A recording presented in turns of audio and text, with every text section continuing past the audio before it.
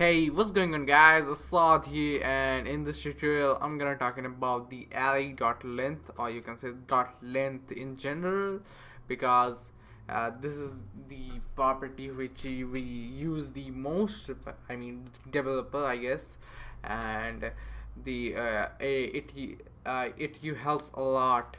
Like, you can use anywhere, from string to array to numbers to the from function. Even you can use in function objects anywhere you want. Just you need to do is, in this case I'm using an array example as an array, so something like clothing,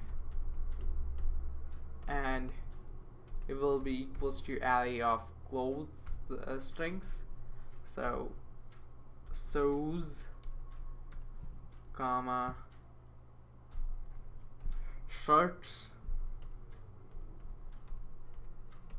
socks,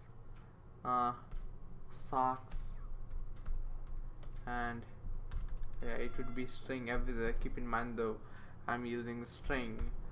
So, and sweater, it's cold here, that's why.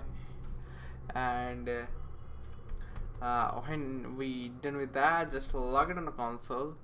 The first I'm gonna use the clothing. You can see that everything is here, but you can't see the number, so we just need to do is dot length.